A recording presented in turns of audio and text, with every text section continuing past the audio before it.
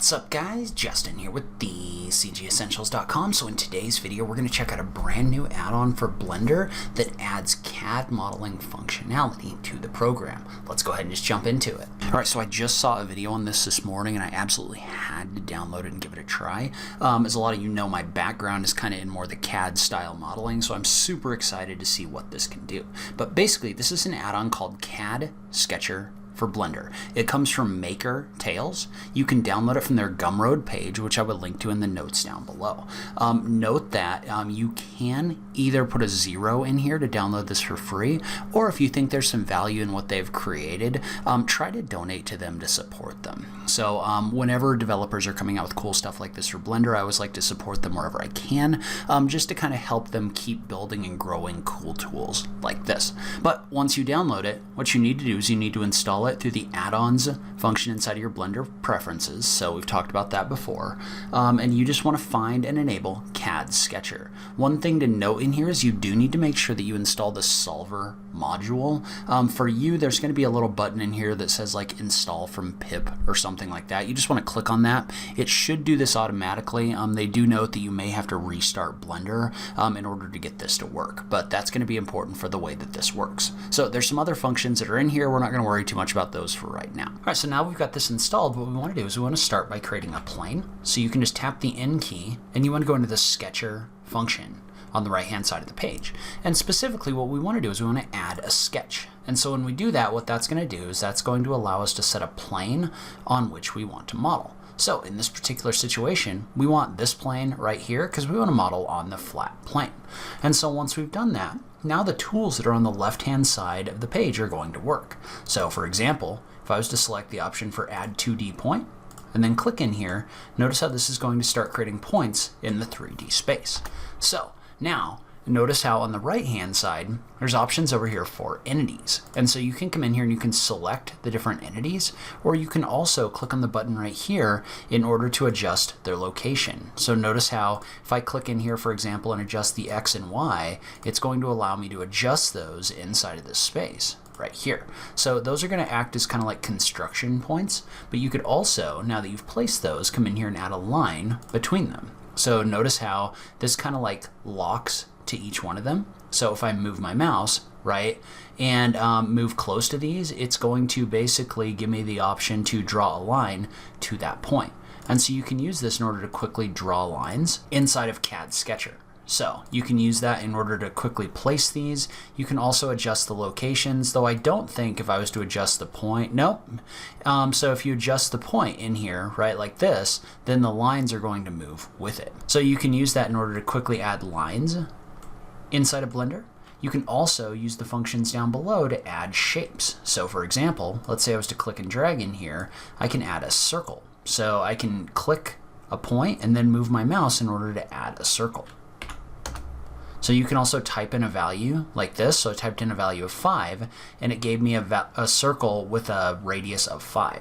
And so if I come in here and adjust this, right, notice how you can adjust things like the location. So I can adjust X, Y on this, as well as adjusting that radius before I finalize my object. So let's say I wanted this to have a radius of 1 meter. I could just type in a value of 1. And so in addition, you can also add arcs. And so the way the arcs work is you set a point, that's going to be your central point, and then you can click, move your mouse, and click again. And again, remember to take a look at this menu right here. That's going to give you the ability to adjust things like the center point of your arc, like this. You can also adjust the start and end points of the different functions in here as well. So you can use this to add arcs. You can also use this to add squares, like this, or rectangular shapes. So if I was to add a rectangular shape right here and click, notice how it's created this rectangle. And so one cool thing about this is if you notice, these have different constraints associated with them that are going to affect the way that they act. So for example, if I click on this line right here, whoops, let's say, and I want to make sure that I have the solve space select active in here. But notice how if I click on this line, I can click and drag it, and it's only going to move in this horizontal direction because it has the horizontal constraint applied to it. So you can see this little line right here indicating that this has a horizontal constraint. That means that I can't take this line and move it anywhere other than in this left to right direction. Now, if you were to click in here and delete that constraint, notice how then this isn't locked to that anymore and things start getting a little bit weirder. So in general, you don't want to delete the constraints that are in here. So that is in here as an option if you want to adjust that. Notice how if I click and drag on this point, right here, we're still locked to that horizontal constraint. The constraints are going to force your object to keep its orientation inside of the space. And so once you're done with this sketch, right, so let's say that you've got everything in here that you want, there's an option in here to convert this object to something. In this case, for example, I could convert this to a mesh just by selecting this object. So if I select mesh and then I click on leave sketch, what that's going to do is that's going to convert all of the objects you drew into 3D meshes like this. So you could come back in here and you could adjust this sketch by clicking on the button right here. So if you want to adjust this, you definitely can. Now, one thing I'm not sure about is, let's say that I was to click and drag this. Let's say I was to move my circle around, just kind of like moving some stuff really quick. So if we leave the sketch right here, it does actually update the mesh that's in here. So you can go back into your sketch and make changes after the fact if you decide that you want to do that. And so you can also do things like adding measurements in here as well. So let's say that I was to select this point and then click on the function for distance. That's going to give me a measurement line between those 2 points. So you can use this in order to add measurements to your drawings like this.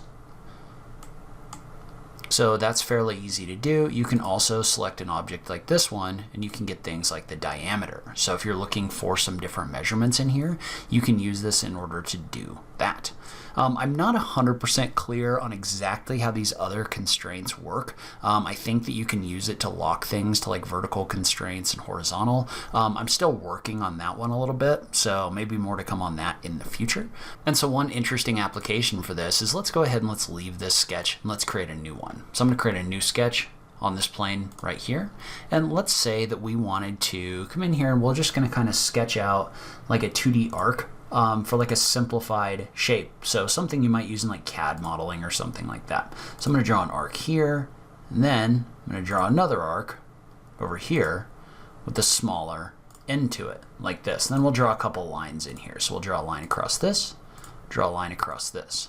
And so then let's say that we wanted to convert this to like a mesh or something like that. So we could go ahead and we could leave this sketch that would fill this in, but then you could take the object that's created and you can add a modifier to that. So maybe like a solidify or something like that in order to give it some thickness. So we could use this in order to create kind of a thickened shape like this. And then we could use maybe like a Boolean or something like that in order to cut a hole, right? So we could just pick this point from a vertical standpoint in here, and we could add, we'll go ahead and go with a cylinder for right now.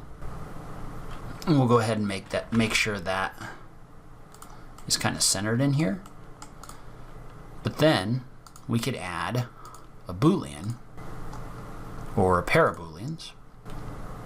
And we'll go ahead and set these as a bounds, but notice how we can now use this in order to cut openings in our objects, right? So I'm just going to scale it on the Z axis just like this. So notice how we can use the sketcher function in order to do that. So one thing I haven't tried yet, but I think that you can do. And so let's say we wanted to come back in here and edit this sketch like this. I'm not 100% sure, but I think that we could adjust this and move it around a bit like this and then leave it. Yeah, and our Booleans are going to stay active in here. So we can use this in order to make adjustments to our objects.